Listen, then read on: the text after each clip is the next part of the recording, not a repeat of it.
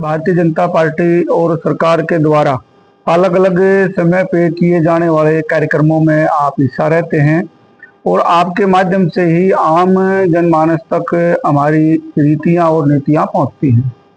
तो आज भी इसी क्रम में पिछले दिनों आपको ध्यान होगा, हमने एक सेवा पखवाड़ा हमारा चला हुआ है 17 सितंबर से लेके और 2 अक्टूबर तक। 17 सितंबर यानी कि माननीय प्रधानमंत्री जी का जन्मदिन और 2 अक्टूबर यानी कि लाल बहादुर शास्त्री और माननीय महात्मा गांधी जी की जयंती। 2 तारीख तक ये कार्यक्रम चलेंगे। साइमल्टेनियसली एक कार्यक्रम और 25 सितंबर से शुरू हुआ है और ये 25 दिसंबर तक चलने वाला है। 25 सितंबर तक आत्मनिर्भर भारत संकल्प अभियान है हमारा। दीनदयाल उपाध्याय जी की जयंती थी 25 सितंबर को और 25 दिसंबर को माननीय श्रद्धेय अटल बिहारी वाजपेयी जी की।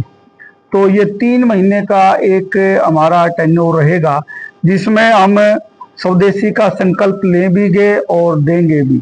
ये एक मेन क्रक्स है इसका कि आत्मनिर्भर भारत कैसे बने। अगर मैं थोड़ा सा इस संकल्पना के साथ आपको थोड़ा सा पीछे लेके जाऊं तो आपको जानकारी होगी कि स्वतंत्रता आंदोलन में बाल गंगाधर तिलक जी ने 1905 में और लाला लाजपत राय जी ने, विपिन चंद्र पाल जी ने मिलके बंगाल विभाजन के खिलाफ एक बहुत बड़ा आंदोलन किया था। लगातार 8-10 साल तक वो आंदोलन चला था। उसमें स्वदेशी का सबसे ज्यादा प्रयोग किया गया था उस आंदोलन के दौरान और विदेशी वस्त्रों की जो है कहीं ना कहीं हमने आग लगाने का काम भी किया था। होली भी, दिवाली भी मनाई थी उनके साथ। इस तरीके का एक कार्यक्रम हमने किया था। ये कहीं ना कहीं उसी प्रकार का एक कार्यक्रम है कि भारत को स्वावलंबी कैसे बनाया जाए।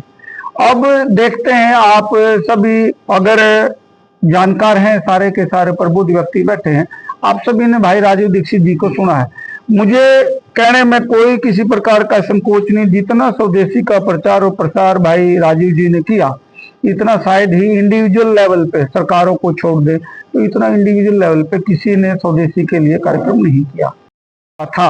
1-1.5 घंटे का व्याख्यान है, आप लोग सुनेंगे तो उसमें पता लगेगा जितनी विदेशी कंपनियां हैं भारत से कितनी चीजें लूट के और विदेशों के अंदर लेके जा रही और हमारे जो स्वदेशी प्रोडक्ट हैं कहीं ना कहीं किसी न किसी कारण से, अन्य कारणों से पिछड़ने का काम करते हैं। और जितना स्वदेशी पे काम होना चाहिए या स्वदेशी के प्रोडक्ट को उस लेवल तक पहुंचना चाहिए, अभी तक अप टू द मार्क नहीं हो पाया है। हम सब भारतीयों की ये प्रतिज्ञा भी है और हम सब मिलके इन 3 महीनों के अंदर, ये पखवाड़ा तो काफी लंबा चलेगा, कई सालों तक चलेगा ये कार्यक्रम, लेकिन इन 3 महीनों में हमारे जितने युवा सम्मेलन रहेंगे इसमें हमने लोगों के बीच में कैसे जाना स्वदेशी को लेके। हमारे युवा सम्मेलन रहने वाले हैं, हमारे महिलाओं के, माताओं के, बहनों के सम्मेलन इसमें रहने वाले हैं, किसानों के सम्मेलन इसमें रहने वाले हैं और विशेष रूप से व्यापारी वर्ग, क्योंकि जहां हम चीजें खरीदने और बेचने का काम करते हैं तो वो व्यापारियों के माध्यम से हम करते हैं। तो खास तौर पे व्यापारियों की सहभागिता इसके अंदर कैसे बढ़े इन कार्यक्रमों में, इसके माध्यम से भी हम कार्यक्रम कुछ करने वाले हैं। कुछ जैसे स्कूल हैं, 10+2 के स्कूल हैं, कुछ कॉलेज हैं, यूनिवर्सिटीज हैं, उनके माध्यम से भी हम जो है स्वदेशी के प्रचार प्रसार को आगे करेंगे। और जो स्कूल हैं, कॉलेज हैं या कुछ बड़े इंस्टीट्यूशन हैं, व्यापारी घराने हैं या जहां से हम एजेंसियां हैं या कुछ छोटी दुकानें हैं, वहां से हम अपील भी करेंगे आम जनमानस से कि वो स्वदेशी को ग्रहण करे, स्वदेशी का प्रयोग करे। आज आप लोग अलग अलग माध्यमों से हमारे से भी कुछ ना कुछ आप क्वेश्चन पूछेंगे, इसके बाद 1-to-1 जब सेशन होगा। तो मैंने भी आज सुबह मैं भी एक विदेशी ब्रांड जो है यूज करता था पेस्ट के लिए, कोलगेट यूज करता था, लेकिन आज मैंने सुबह ही प्लेज लिया है, शपथ ली है, प्रतिज्ञा की है, तो मैं भी अपना देसी ब्रांड जो है उसको यूज किया है मैंने आज सुबह। और आपके माध्यम से भी, अभी मेरा एक फोन है एप्पल का, उसके लिए भी हम धीरे धीरे कोशिश करने लग रहे हैं कि जितने भारतीय जनता पार्टी के लोग हैं, क्योंकि जो मुख्य हैं, अगर मुख्य ही विदेशी चीजों का प्रयोग करेंगे तो हम जो है यहाँ कहने और सुनने के लिए ज्यादा कैपेबल नहीं रह जाएंगे।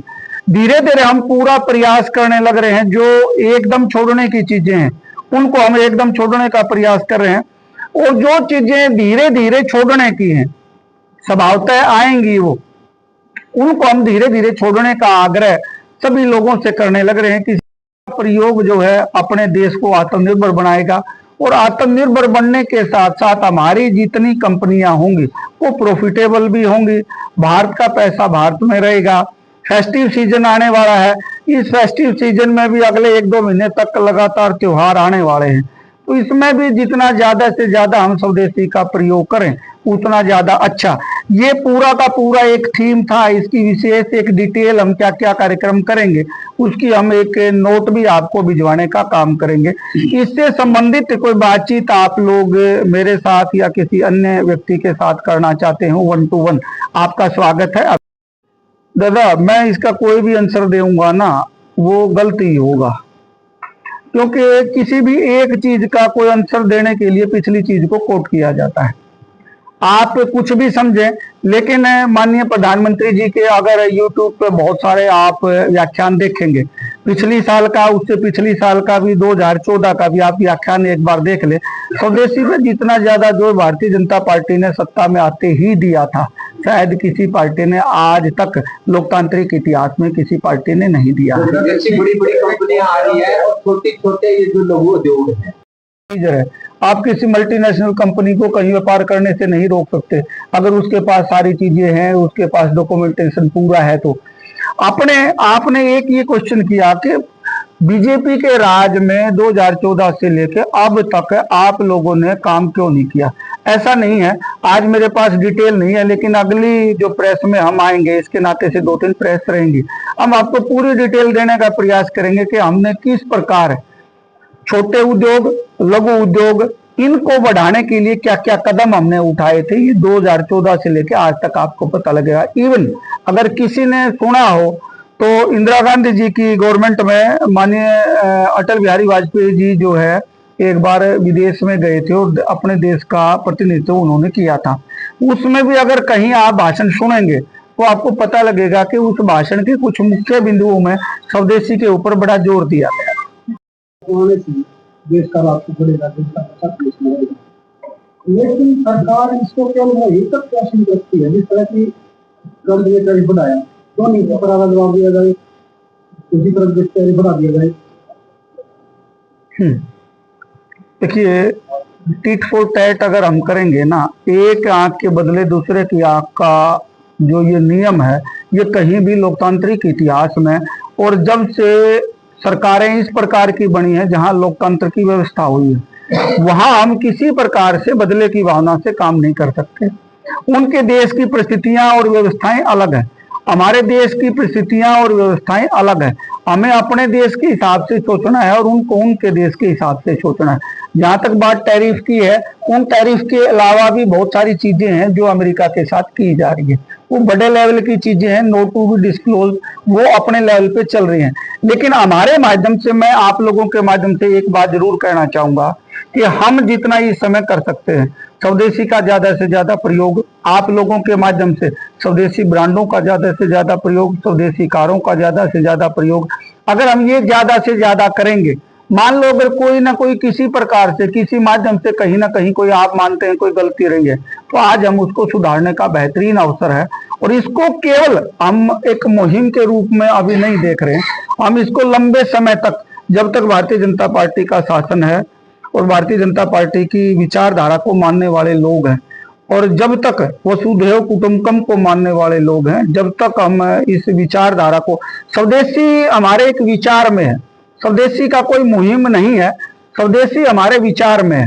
हमारे विचार के साथ साथ ये आम जनमानस की भाषा बने, आम जनमानस इस चीज को लेके आगे बढ़े, इसके लिए कई बार मुहिमें चलाने की जरूरत भी पड़ती है, और उन्हीं मुहिमों के माध्यम से हम आप सबका साथ लेते हुए। आपने आम व्यक्ति की बात की है, अभी आम व्यक्ति का विचार बने, जो खास है, जो बड़े नेता है, जवाब देना चाहिए। आज की परिप्रेक्ष्य में मुझे लगता नहीं कि इस क्वेश्चन का कोई जवाब, कंपैरिजन में ये बिल्कुल अच्छी बात है। जैसे चाइना है, हांगकांग है, जापान है, कुछ देश ऐसे हैं जहां जो है ना, जैसे जापान था, वहां तो मैन पावर भी बहुत कम थी, लेकिन उन लोगों ने अमेरिका की बहुत सारी चीजें लेने से मना कर दिया था। स्वदेशी का बहुत बड़ी मूवमेंट जो है जापान के अंदर भी चली थी, हांगकांग के अंदर इस तरीके की एक बहुत बड़ी मूवमेंट चली थी।